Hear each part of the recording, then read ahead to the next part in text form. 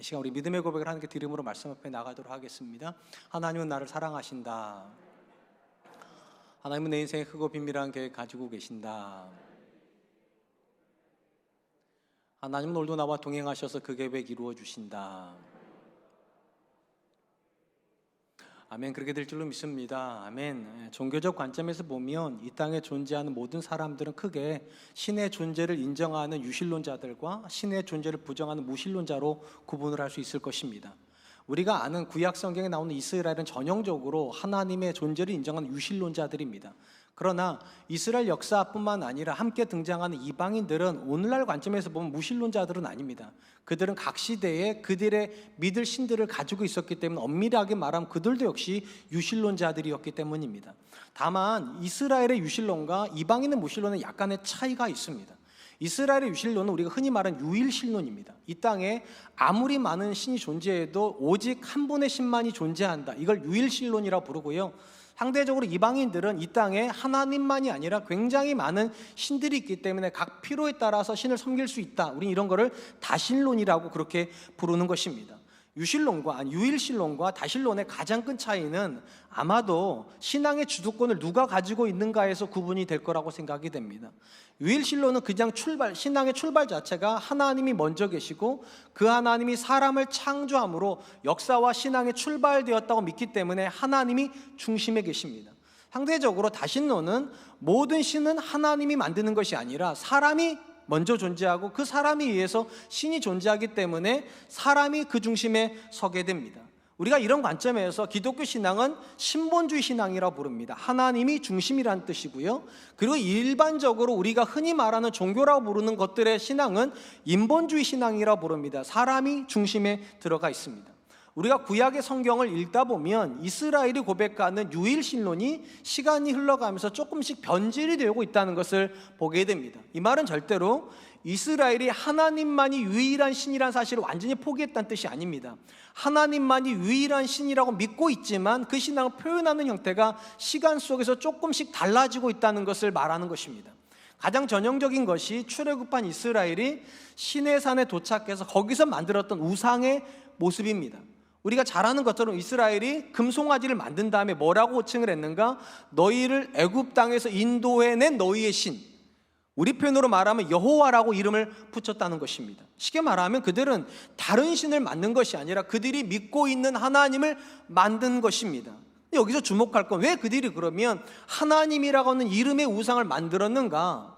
유일신론인데 그 안에서 그들이 변질을 원했다는 겁니다. 변하기를 원했다는 거예요. 앞에서 말씀드린 것처럼 신본주의 신앙이어야 되는데, 하나님 중심이어야 되는데, 이스라엘이 하나님이 중심이 아니라 자신들이 중심인 이스라엘의 신앙을 만들고 싶었다는 겁니다. 아주 단순히 말하면 유일신론에다가 이방의 다신론의 아주 본질적인 고백, 인본주의를 갖다가 붙여서 하나님을 위한 이스라엘이 아니라 이스라엘을 위한 하나님을 만들고 그렇게 믿기를 원했다는 것입니다. 신본주의 관점에서 우리가 정말로 주의해야 될 것은 우리의 신앙 안에 이 두 가지가 같이 존재할 수 있다는 것입니다. 하나님 중심의 신본주의 신앙도 존재할 수 있고 얼마든지 인본주의 신앙의 관점에서 하나님을 믿는 고백을 할 수도 있다는 것입니다. 이것이 참 무서운 것은 외형적으로는 아무 차이가 없어요. 왜냐하면 똑같이 예배를 하고 똑같이 하나님께 기도도 하고 똑같이 하나님을 찬양을 하기 때문에 그 사람이 신본주의적으로 하나님을 믿는지 아니면 인본적으로 하나님을 믿는지는 사실은 외형으로는 도무지 알 수가 없습니다. 그러면 어떻게 구분을 할 수 있을까? 굳이 구분을 하면 신본주의 신앙에서 가장 중요한 단어는 두 단어입니다. 하나는 하나님의 뜻, 또 하나는 하나님의 영광입니다. 쉽게 말씀드리면 내 삶에서 하나님 뜻이 이루어져서 하나님이 영광받기를 원하신다, 신본주의 신앙의 고백을 가지고 있는 것입니다. 근데 똑같은 형태를 가지고 있지만 누군가가 인본주의적 신앙관 안에서 신앙생활하고 있다면 그에게 중요한 단어는 두 단어입니다. 그도 역시 하나는 자기의 뜻, 또 하나는 행복입니다. 하나님을 통해서 내가 원하는 것이 이루어져서 내가 행복하기 위해서 신앙생활을 하는 것입니다. 이 신본주의적 신앙관과 인본주의 신앙을 설명하는 가장 중요한 차이를 보여주는 성경적 단어가 있습니다. 신본주의 신앙을 보여주는 가장 대표적인 단어는 경외라고 하는 단어입니다. 하나님을 중심에 모셔놓고 두려운 마음을 가지고 신앙생활을 한다는 것이고, 또 하나의 단어는 외식이라고 하는 단어입니다.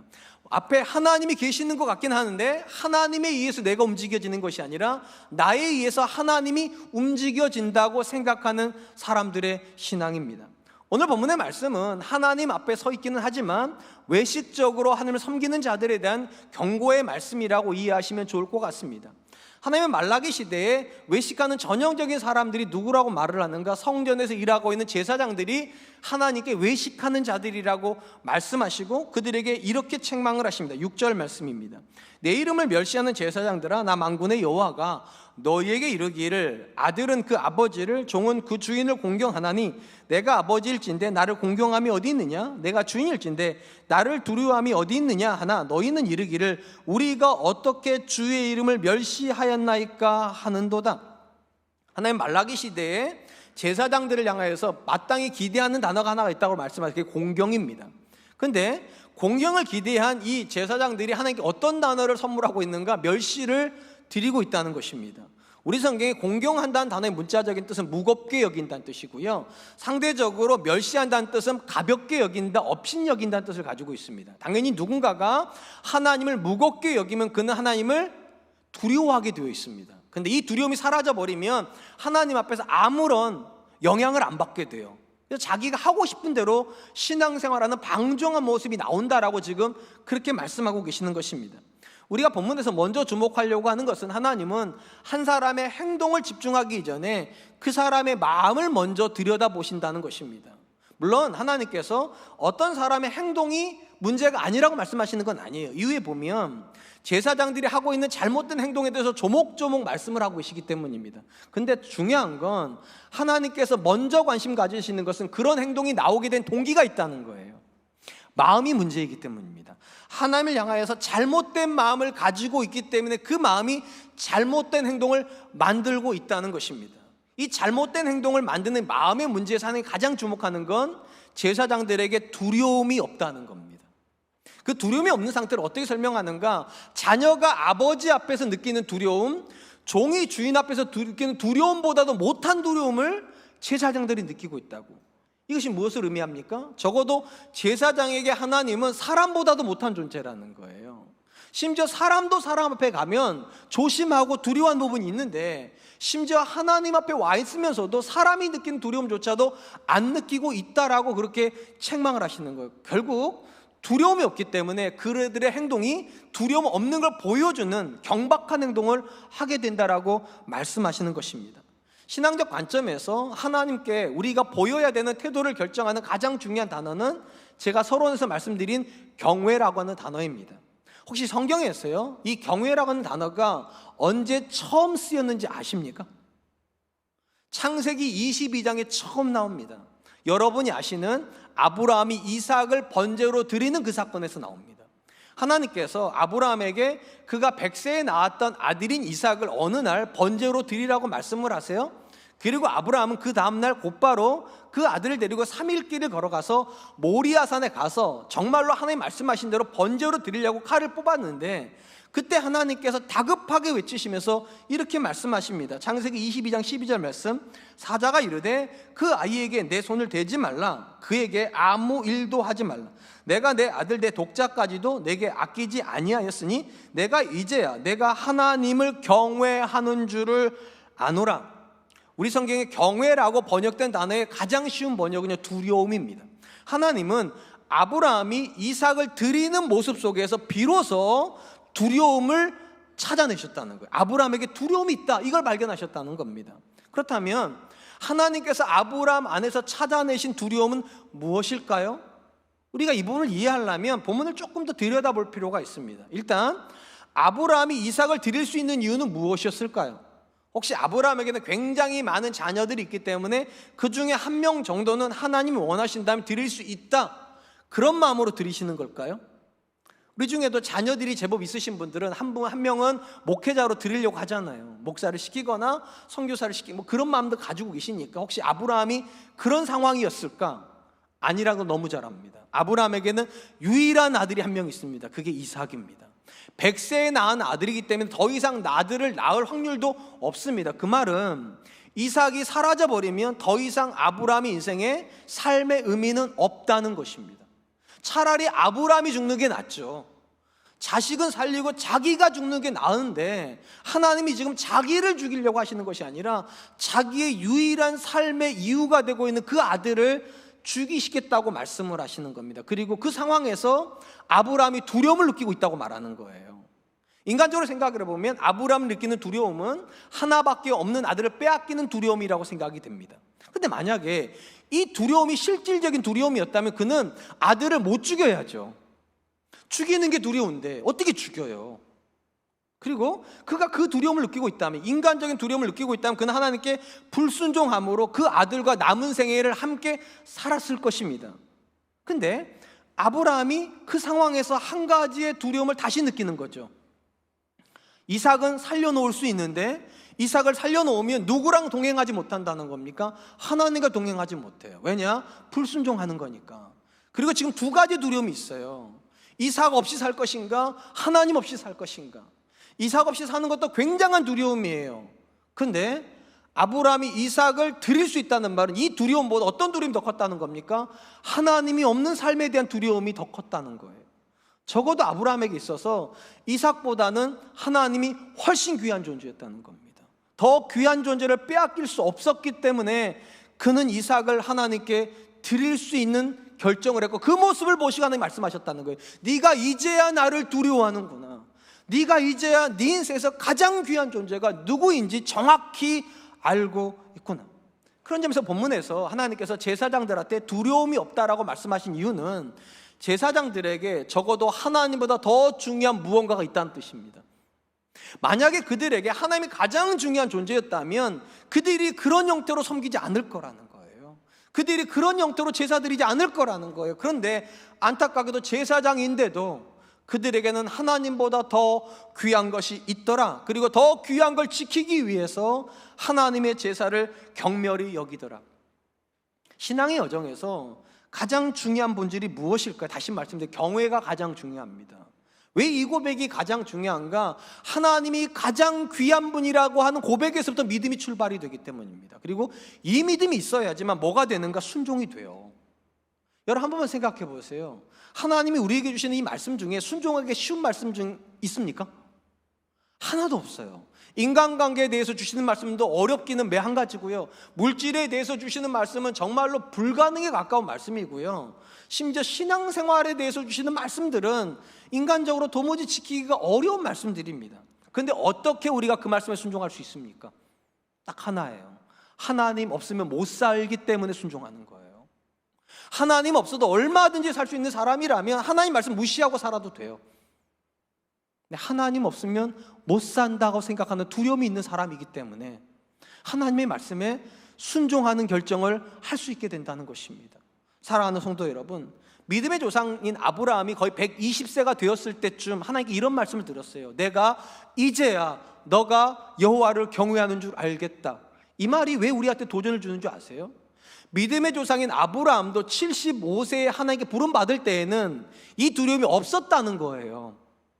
그의 인생에는 분명히 다른 무언가 중요한 게 있었어요. 지키고 싶은 무언가가 있었는데 대략 한 50년의 시간이 흘러가고 나니까 아브라함이 인생에서 그가 진짜 지켜야 될 분은 딱 한 분이더라는 거예요. 하나님이요. 솔직히 제가 이 설교를 준비하면서 저한테 물어봤어요. 인간 정원준한테요. 너의 인생에서 가장 중요한 분이 하나님이시냐? 머리로는 바로 대답 나왔어요. 당연히 하나님 제일 중요하지. 근데 이게 마음으로까지 내려오는 부분은 참 어려운 부분이에요. 물론 맞아요. 때때로 제가 하나님을 중요하게 생각해요. 가장 중요하게. 그런데 어떤 문제 앞에 들어가 보면 때로는 하나님보다 더 우선시하는 게 있다는 걸 제가 부정할 수가 없어요. 그런데 제가 하나님께 감사한 이유가 뭔지 아십니까? 지금의 제 모습을 가지고 하나님께서 저를 판단하시는 게 아니라 기다려주신다는 거예요. 120의 아브라함을 기다려주시고 말씀하시잖아요. 내가 이제야 50년 정도 신앙생활을 하고 나니까 네가 이제야 내가 얼마나 귀한 존재인 줄 네가 아는구나. 네가 이제야 나를 진짜 두려워하는구나. 그러니까 여러분, 지금 저와 여러분들의 인생에서 하나님이 가장 유일한 분이라고 말 못하신다고 해서 믿음을 포기할 필요는 없습니다. 기다려 주실 거니까. 여러분들이 그 고백을 할 수 있도록 기다려 주실 거니까. 왜 이게 가능합니까? 여러분, 근본적으로 신앙생활이라는 게 뭡니까? 예배 드리는 겁니까? 교회 다니는 겁니까? 이게 다 포함되어 있지만 가장 본질적으로 신앙생활은 하나님과 함께 사는 것입니다. 그리고 하나님과 함께 살아가면서 깨닫는 것이 있어요. 내 인생에서 하나님 빼고 설명할 수 있는 게 아무것도 없구나. 다 하나님이 주신 거구나. 내가 지금 목숨처럼 여기는 그 자녀도 생각해보니까 하나님이 주신 거네. 그 자녀를 내가 얻을 수 있도록 그 배우자를 만난 것도 하나님이 주신 거네. 그 배우자를 만날 수 있도록 환경을 만들어주신 분도 하나님이시네. 쉽게 말씀드리면 하나님이 주신 것 중에 어떤 건 빠져도 되지만 하나님이 빠지면 내 인생은 없는 거예요. 그게 신앙의 결론이에요. 아브라함이 120살이 되어서 비로소 깨달은 것이 무엇인가? 자기 인생에는 어떤 것 중에 하나님이 주시지 않은 게 없다는 걸 안 겁니다. 그러면 이삭은 빠져도 삶은 돌아갈 수 있어요. 근데 하나님이 빠지면 삶의 굴레는 안 돌아가요. 그래서 하나님을 두려워하는 거예요. 그의 인생에서 하나님이 빠지면 안 된다는 이 두려움이 그로 하여금 경외하게 만들고, 경외하는 마음을 가지고 있는 아브라함이 믿음의 조상이라면 우리가 고백하는 믿음도 본질은 딱 하나여야 돼요. 하나님 없으면 나는 안 된다. 하나님 없으면 내 자녀는 안 된다. 하나님 없으면 우리 가정, 우리 공동체는 안 된다. 이 고백의 상태가 경외의 상태고, 이런 사람이 드리는 예배는 망가질 수가 없어요.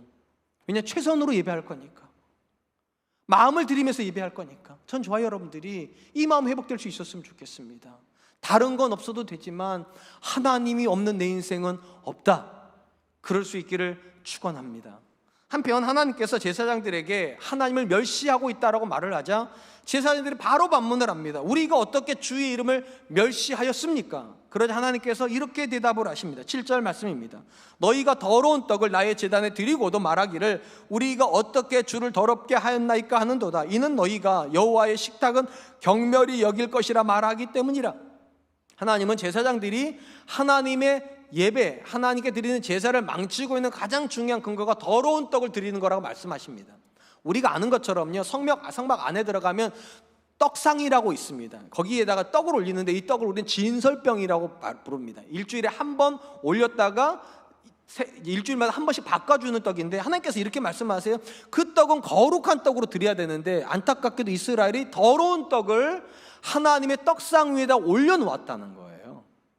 물론 문자적으로 여기서 말하는 떡은 진설병을 가리키는 게 맞습니다만, 이후의 내용들을 다 들여다보면 본문에서 말하는 더러운 떡은 이스라엘이 드리고 있는 전반적인 제사의 제물들을 상징하는 것으로 쓰인 것 같습니다. 그들은 하나님께 거룩한 제물을 드리는 것이 아니라 눈멀고 귀멀고 몸상한 그런 가축들을 드리고, 하나님이 제조하라고 하는 방식대로 떡을 만들지 않고 자기들 마음대로 만들어가지고 그냥 떡상에다 올려놨다는 것입니다. 그러면서 하나님께서 그 제사를 드리고 있는 제사장들의 마음에 있는 소리를 여기다 기록해 놓으셨어요. 뭐라고 우리들이 말하는가? 여호와의 식탁은 경멸히 여길 것이라. 우리가 여호와의 식탁을 망치자, 예배를 망치자, 이러면서 예배를 드렸답니다. 여러분, 이게 말이 돼요? 말이 안 되죠. 그러니까 사실은 제사장들이 그렇게 말하면서 예배 드린 게 아니라 하나님이 그들의 행동을 보면서 너희가 마음속에 이런 말을 안 했다면 어떻게 그런 행동을 하냐는 거예요. 너희가 작정하고 내 예배를 망칠 생각을 하니까 그렇게 예배를 드리는 거지, 어떻게 그런 생각을 안 했다면 그런 행동이 나오냐, 이런 의미일 겁니다. 그러니까 이 본문을 다시 우리식으로 해석을 하면 제사장들이 이렇게 말하면서 예배를 했다는 거예요. 우리가 하나님 앞에 예배 드리면 됐지, 어떤 게 드려지는 게 뭐 그렇게 중요하냐고. 우리가 하나님 앞에 예배하러 나왔으면 됐지, 우리가 어떤 자세로 예배하는 게 뭐 그렇게 중요하냐고. 예배 드리면 됐지. 이게 외식이에요. 형식만 갖추면 됐지, 그 형식 안에 뭐가 들어가 있느냐가 뭐가 그렇게 중요하냐고. 하나님 뭐라고 말씀하십니까? 형식이 중요한 게 아니라 그 본질이 더 중요하다고. 어떤 마음으로 그렇게 드리고 있냐고. 경외하는 마음, 하나님을 무겁게 여기는 마음으로 드리고 있느냐가 정말로 중요하다는 겁니다. 그렇다면 궁금한 건, 왜 이스라엘 백성 안에서 제사장으로 섬기고 있는 자들이 예배를 그렇게 소홀하게 여기고 하나님이 기뻐하시지 않는 더러운 음식, 더러운 제물을 하나님께 드렸을까요? 이 당시 말라기 시대를 조금만 생각해 보면 이해가 되는 구석이 있어요. 말라기 시대의 배경은요, 이스라엘이 70년간 바벨론 포로로 끌려왔다가 돌아온 다음에 대략 70년에서 100년 정도 뒤의 이야기입니다. 그들은 돌아와 봤더니만 땅은 다 횡포가 되어 있었고 성벽도 다 무너졌고 집도 다 무너졌기 때문에 그들은 절대 부유할 수가 없어요. 굉장히 가난한 시절, 이스라엘 역사에서 가장 초라한 시절을 살고 있어요.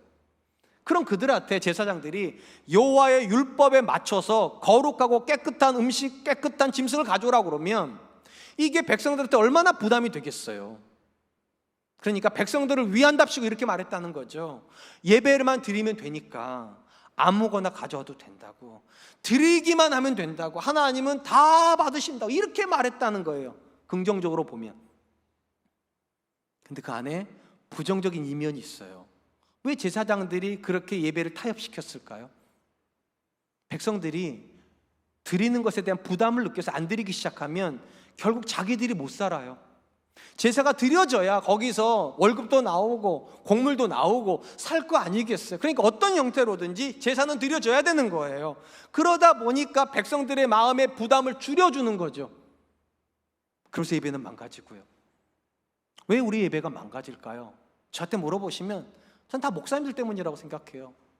목사님들 예배가 망가져요. 그러면 목사님한테 물어볼게요, 제가요. 왜 그렇게 하세요? 그러면 목사님 이렇게 말할 거예요. 성도들 때문이라고.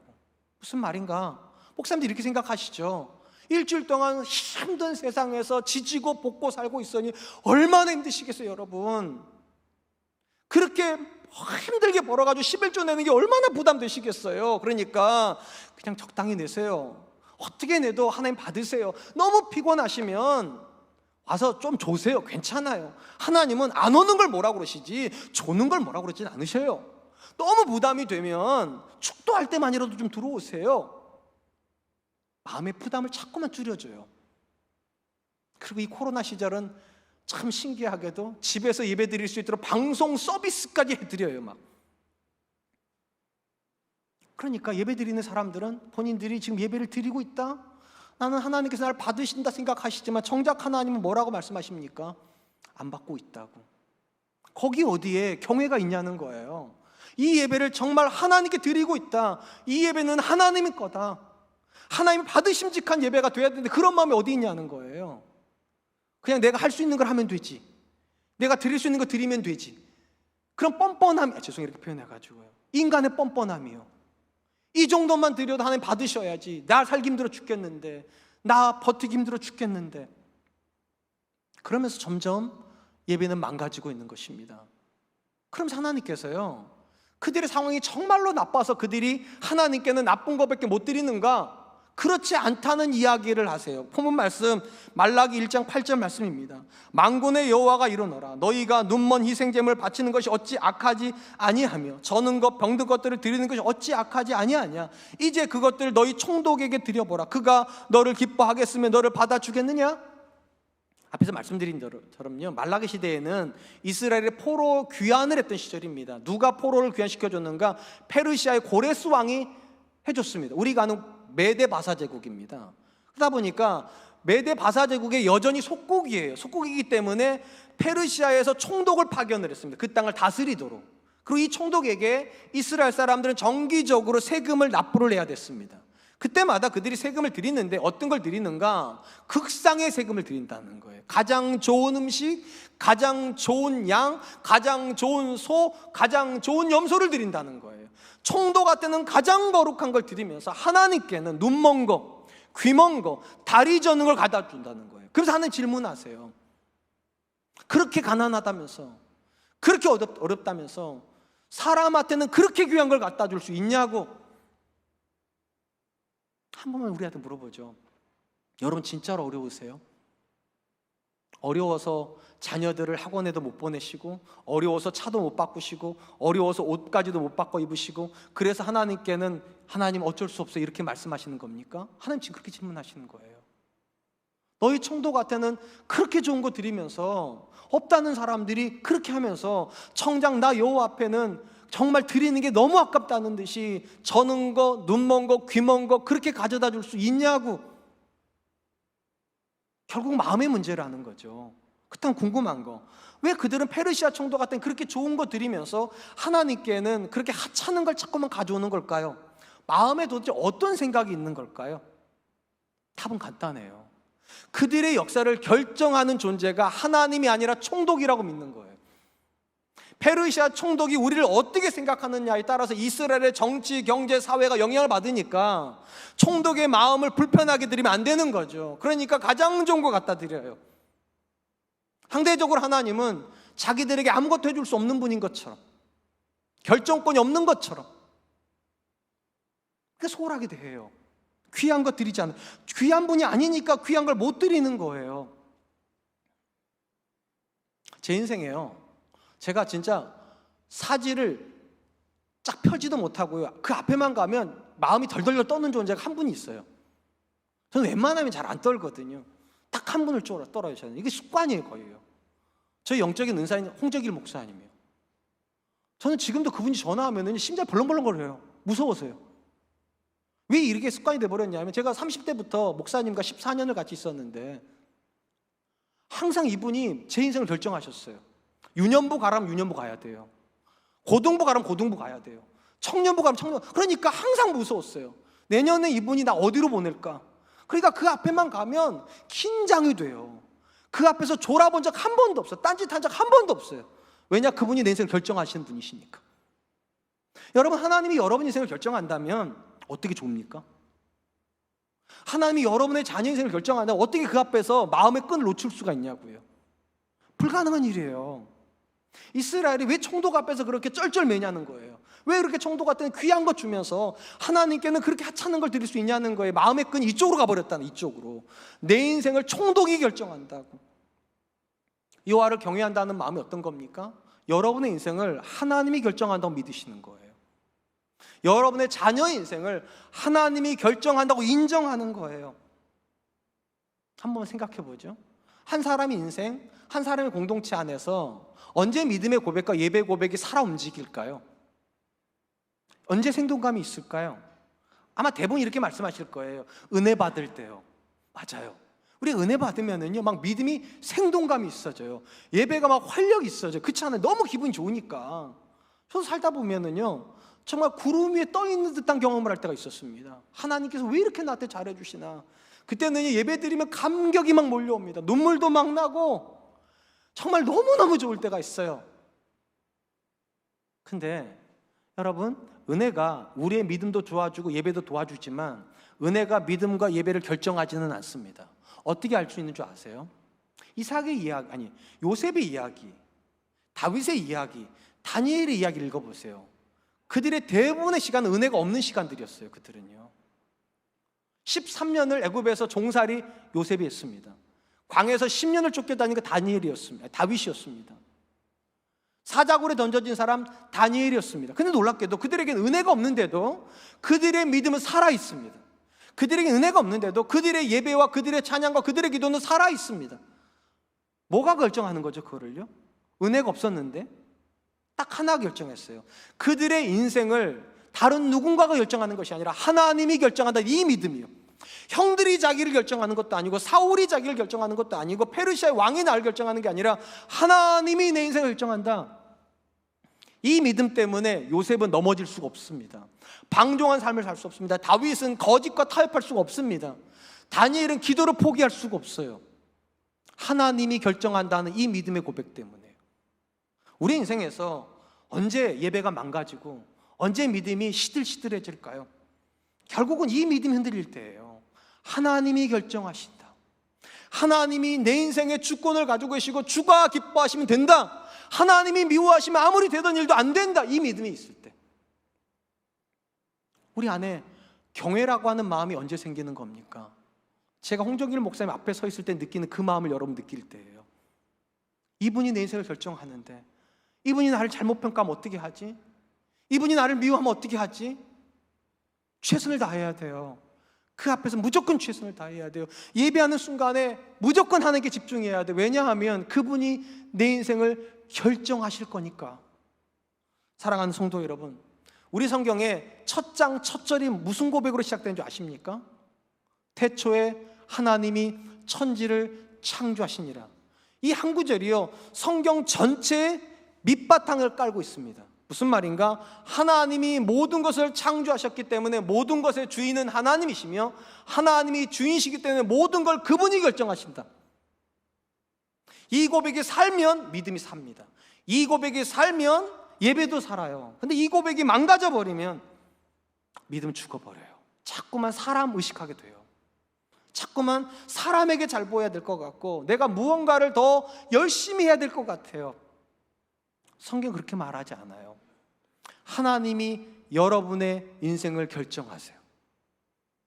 아멘. 그 고백이 경외의 고백이고, 이 고백이 드려지고 있다면 절대로 망가질 수 없는 게 예배입니다. 예배가 왜 망가지는가? 다른 이유 없어요. 하나님에 대한 절대적인 우리의 주권에 대한 고백이 없기 때문인 겁니다. 전 저와 여러분들 안에 하나님이 내 인생을 결정한다고 하는 주권의 고백이 하나님께 있기를 주님의 이름으로 축원드리겠습니다. 마지막으로 오늘 보면서 주목하려고 하는 것은, 하나님께서 우리가 하나님께 주권의 고백을 드리지 않으면 우리에게 있는 하나님의 모든 은혜, 하나님의 모든 특권을 거둬가시겠다라고 선언하고 계시다는 것입니다. 오늘 본문 말씀 11절 말씀입니다. 만군의 여호와가 이르노라, 해 뜨는 곳에서부터 해 지는 곳에까지 이방 민족 중에서 내 이름이 크게 될 것이라. 각처에서 내 이름을 위하여 분향하며 깨끗한 제물을 드리리니 이는 내 이름이 이방 민족 중에서 크게 될 것임이니라. 하나님은 예배하는 자리로 와가지고 하나님께 귀한 거 드리지도 않고 하나님께 집중도 하지 않는 이스라엘 향하여서 그들의 예배의 특권을 뺏어가지고 해 뜨는 데서부터 해 지는 데까지는 이방인들에게 예배 특권을 주겠답니다. 그리고 그 이방인들이 하나님께 어떻게 예배한다고 말씀하시는가? 깨끗한 제물을 드릴 거라고, 깨끗한 예물을 드릴 거라고. 이게 뭐랑 대비가 되는가? 7절에 더러운 떡과 대비가 돼요. 너희는 하나님을 귀하게 여기지 않아서 더러운 떡을 드리는데 내가 찾는 이방인들은 저와 여러분들이에요. 그 하나님을 귀하게 여김으로 깨끗한 제물을 드리는 존재들이 될 거라고. 구약 시대에 이스라엘을 설명하는 가장 중요한 단어가 한 단어가 있었습니다. 선민이라고 하는 단어입니다. 이스라엘은 선택된 민족이라는 거예요. 그렇다면 여러분, 이스라엘은 무엇을 위해서 선택이 된 겁니까? 이사야가 이렇게 말씀하시죠. 이 민족은 내가 나를 위해서 지었나니 나의 찬송을 부르게 하렴이니라. 예배를 위한 선택이에요. 하나님의 찬송을 부르고 하나님께 예배하기 위해서 이스라엘 선택해 주셨고, 그 이스라엘 위해서 하나님께서 성막과 성전을 주시죠. 이게 왜 중요합니까? 그 성막과 성전 안에는 하나님의 임재의 공간인 지성소가 있습니다. 이게 왜 놀라운가 하면, 본래 하나님은 하늘 위에다가 그분의 보좌를 가지고 계셨던 분인데 이스라엘의 예배 가운데 좌정하시려고 이 땅 가운데 보좌를 다시 만드셨다는 거예요. 어마어마한 특권이에요. 그리고 이스라엘은 매 안식일마다 성전에 올라가서 그걸 확인하는 거예요. 하나님이, 온 땅의 주권자인 그 하나님이 우리 가운데 계신다고. 어찌 안 기뻐할 수 있습니까? 어찌 저들이 하나님 앞에 즐거움으로 예배 안 드릴 수 있습니까? 그런데 오늘 본문에 보니까 하나님 뭐라고 말씀하시는가? 그 성전문을 누가 좀 닫아줬으면 좋겠다고. 더 이상 이런 예배 안 받고 싶다고. 형식은 있는데 마음이 없는 예배예요. 땅만 밟고 가는 예배, 출석부만 찍고 가는 예배. 죄송해요, 우리가 이제 출석부 찍을 건데 오해하지 마세요. 마음으로 드리고 형식으로 찍는 거니까. 하나님께서 마음이 없는 예배를 보시면서 문 닫아달라고, 그리고 내가 땅 끝에서부터 땅 해 뜬 데부터 해 지는 데까지 하나님을 향해서 마음을 드리는 백성들 찾아내시겠다고. 왜 하나님께서 이스라엘을 버리시는 겁니까? 오늘 본문에 두 가지 이유가 나와요. 13절에 보면 저들이 이런 말을 했대요. 이 어찌 번거로운 일인가. 그들은 예배 드리는 걸 너무 번거롭게 여겼대요. 하나님 앞에 예배하면서도 너무 귀찮게 여겼다는 거예요. 왜 이렇게 길어 예배가? 뭐 이렇게 설교는 길게 하고, 좀 빨리 좀 끝내주지. 번거롭게 여겼다. 14절에 보면 좋은 거 있으면서도 좋은 건 숨기고 하나님께 나쁜 거 드렸다고. 무슨 말입니까? 무거운 짐으로 여겼다는 거. 하나님께 예배하는 것을, 하나님께 헌신하는 걸 무거운 짐으로 여겼다고. 한 번만 생각해 보죠. 여러분들이 누군가를 번거롭게 여기고 무거운 짐으로 여긴다는 것은 그 사람을 사랑한다는 뜻입니까? 사랑하지 않는다는 것입니까? 사랑하지 않는다는 거예요. 우리는 사랑하면 절대로 번거롭게 여기지 않습니다. 사랑하면 절대로 귀한 거 아끼지 않습니다. 제 인생에 제가 단언하건대 제 인생에서 가장 중요한 두 사람이 있습니다. 안타깝게도 제 아내는 아닌 것 같아요. 세 번째예요. 제 아내는 두 개가 있어요. 우리 큰 아들, 우리 작은 아들. 어느 순간 이렇게 돼버렸어요. 저도 제가 제 아들들이 이렇게까지 사랑하는지 몰랐어요. 어느 날 보니까 제가 알겠더라고요. 내가 안 먹어도 먹여주고 싶은 대상이 제 아들이라는 것을. 제가 안 입어도 입혀주고 싶은 대상이 제 아들이라는 걸. 내가 못하고 있는데도 내 아들이 시켜주고 싶은 것들이 너무 많다는 걸 알았어요. 사실 인간적으로 생각해보면 굉장히 거추장스러운 거고요, 굉장히 부담스러운 일인데도 제가 그 일을 하고 있더라고요. 뭐 먹고 싶은지 꼭 물어보고. 가끔씩은 제가요, 제 아내한테 아들이고 싶을 때가 있어요. 제 아내는 저한테 안 물어봐요, 뭐 먹고 싶은지. 항상 그 아들한테 물어봐요. 그러니까 제 아내도 역시 저를 목숨처럼 생각하는 건 아니에요. 제 아들들을 목숨. 근데 기분이 안 나빠요. 왜냐하면 저도 그렇게 생각하니까. 제 아들들이 내 인생에 목숨보다 귀한 존재라고. 목숨보다 귀해지면 아까운 거 없어져요. 번거로운 거 없어져요. 그 대상만 기뻐할 수 있다면 뭐가 그렇게 아깝겠어요? 뭐가 그렇게 번거롭겠어요? 저는 제 아내랑 둘이 있을 때는 뭐 사 먹자고 하면 귀찮아서 그냥 밥 비벼 먹어요. 그냥요. 귀찮아서. 근데 저는 우리 아들들이 아빠 통닭 먹고 싶어 그럼 제가 바로 튀겨나가요. 저는 가져다 줘요. 그 아들들한테. 번거로운 게 어디 있어요? 사랑하는데. 오늘 본문에서 하나님께서 물어보시는 게 그거예요. 그렇게 번거롭냐고, 그렇게 짐스럽냐고. 그럼 내가 그거 안 하게 해주겠다고. 그걸 짐스럽게 여기지 않는 사람들을 내가 찾아내겠다고.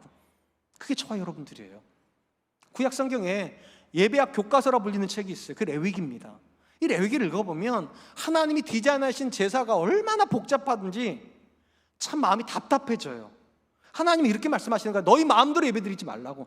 내가 원하는 정확한 방법, 정확한 장소, 정확한 시간 다 지키고 예배하라고. 번거롭게 이루 말할 수가 없어요. 더 놀라운 건 제사만 그렇게 드리는 게 아니라 제사 드리는 사람의 삶을 규정하세요. 하나님이 아무렇게나 살다가 내가 원하는 제사 드릴 게 안 된다. 제사를 드릴 때에도 내가 원하는 게 있지만 그 제사를 드리는 사람이 사는 삶의 방식도 있다고. 그 단어가 거룩이란 단어예요. 거룩하게 살다가 내 앞에 와가지고 내가 원하는 방식대로 예배하라고. 더 놀라운 건 가지고 오는 재물에 대한 부담감도 요구하세요. 하나님이 아무거나 네가 먹던 것, 네가 쓰던 것가 아니라 거룩하게 구별된 흠없는 양, 흠없는 떡, 흠없는 소. 삼중고예요. 사실은요. 절타도 복잡해요. 삶도 어려워요. 드리는 재물도 너무 힘들어요. 가장 궁금한 거, 왜 하나님은 이렇게 복잡한 제사 제도를 만드셨을까요? 이유는 딱 하나예요. 확인받고 싶으셨어요. 확인받고 싶으셨어요. 하나님이 우리 인생에서 얼마나 중요한 분인지 확인받고 싶으셨어요. 정말 중요하면 절차 하나도 안 중요해요. 정말로 귀하면 부담감 하나도 중요하지 않아요. 그분 없으면 못 사는 사람이라면 희생 하나도 부담스럽지 않아요. 그거 확인하시는 거예요. 예배를 통해서요. 우리 예배가 어떻게 드려지는가가 우리가 하나님을 어떻게 인식하고 있는가예요.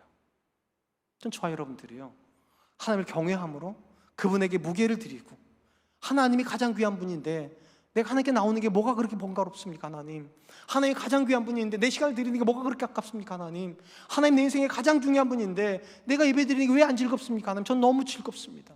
전 저와 여러분들이 그렇게 고백하는 분들이 되셨으면 좋겠습니다. 사랑하는 성도 여러분, 우리 시대에 사람들이 가장 많이 쓰는 단어 중에 하나가 교회의 타락입니다. 여러분, 어떻게 하는 게 교회가 타락하는 겁니까? 교회 바깥에 있는 사람들이 교회 타락으로 주목하는 대상이 딱 한 부류가 있어요. 목사들이요. 목사들의 타락, 목사들의 일탈. 영화를 만들 때에도 꼭 그런 식으로 만들더라고요. 최근에 하도 인기가 있다고 그래가지고 제가 우리 아이들도 꼭 봐야 된다고 아빠 그래서 제가 오징어 게임이라는 걸 봤어요. 너무 마음이 힘들었어요. 기독교에 대한 조롱이 거기 안에 들어가 있더라고요. 목회자들에 대한 조롱이 거기 안에 들어가 있더라고요. 그들이 맞아요. 그들이 보기에 교회에는 목사가 다 망쳐놓는 것 같아요. 전 그거 부정하지 않아요. 근데 이 성경이 말하는 교회 타락은 그것보다 훨씬 본질적입니다. 뭐가 타락인 줄 아십니까? 저와 여러분들이 하나님을 즐거워하지 않는 게 타락입니다. 언제부턴가 교회가 하나님을 즐거워하지 않습니다. 그러니까 목사도 타락하는 거예요. 목사도 하나님을 즐거워하지 않으니까. 즐거워하지 않은 어떤 일이 벌어집니까? 형식은 그대로 있어요. 여전히 예배는 드려요. 근데 중심이 없어요. 아까워해요. 번거로워해요. 귀찮아해요. 즐겁지 않으니까. 하나님을 경외한다는 것이 무슨 뜻입니까? 하나님을 즐거워한다는 겁니다. 그분이 내 인생에 있다는 것만으로 너무 즐겁다. 내 인생을 결정해 줄 수 있는 분이 나와 함께 가신다니까 얼마나 좋은 일입니까? 다른 사람이 나를 결정하면 힘들어 죽겠는데, 다른 사람 눈치 봐야 되고 괴로워 죽을 텐데, 내 인생을 결정해 주시는 분이 내 인생에서 나와 함께 계셔 주시겠다는데 이 안이 즐거울 수 있습니까? 그리고 그분한테 드리는 게 뭐 그렇게 아까울까요? 이 고백이 회복이 되면 교회는 회복이 돼요. 하나님이 즐겁지도 않고 예배가 즐겁지도 않고 기다려지지도 않는다면 여러분의 형식은 다 소용없습니다. 그냥 타락인 거니까. 전 저와 여러분들이 하나님을 즐거워하는 분들이 되셨으면 좋겠습니다. 예배가 즐거워질 수 있기를 축원드립니다. 이제 말씀을 맺으려고 합니다. 성경에 보니까 사람은 외모를 보거니와 나 여호와는 중심을 보느니라. 하나님은 형식을 안 본다는 거예요. 아니, 형식이 중요하지 않다는 얘기가 아니라 형식을 먼저 본다는 게 아니죠. 아무리 형식이 완벽해도 그 안에 중심이 없으면, 하나님을 향해서 무게를 두지 않는 마음이 없다면 하나님 받으신 예배 아니랍니다. 그리고 성경은 경외라고 부르는 겁니다. 오늘 본문은 하나님 앞에 경외하며로 예배한다는 크게 세 가지를 얘기해 줍니다. 첫 번째, 하나님이 없는 내가 없다, 이 마음이요. 하나님이 없이 어떻게 나를 설명할 수 있는가, 이 마음으로 예배하는 걸 경외라고 부르는 거. 두 번째, 다른 어떤 존재가 내 인생을 결정하는 것이 아니라 오직 하나님이 내 인생을 결정한다, 이 마음으로 예배하는 거예요. 세 번째, 하나님이 내 인생에 계시는데 왜 아니 기쁜가? 그분이 정말로 기쁘다. 그분에게 드리는 것이 전혀 번거롭지도 전혀 부담스럽지도 않다. 하나님은 마땅히 그런 대상이시다. 이 마음을 고백하는 걸 성경은 경외라고 부릅니다. 전 저와 여러분들이 이 세 가지 마음으로 하나님을 예배할 수 있기를 주님의 이름으로 축원드리겠습니다. 이제 마지막으로 이 들은 말씀을 기억하면서 기도할 텐데요. 세 가지 제목입니다. 첫 번째, 하나님 없는 내 인생이 없다는 사실을 기억하고 정말 철박함으로 예배하게 해주십시오. 두 번째, 다른 누군가가 내 인생을 결정하는 것이 아니라 하나님이 내 인생을 결정하신 분이시라면 오늘도 하나님께 집중하면서 예배하게 해주십시오. 마지막 세 번째, 하나님께 드리는 것이 번거로운 것이 아니라 그분이 정말로 귀한 분이시기 때문에 가장 귀한 거 드리겠다는 마음으로 즐겁게 예배하겠다는 마음으로 예배하는 사람들 되게 해 주십시오. 우리 같이 한 번만 기도하도록 하겠습니다. 기도하겠습니다.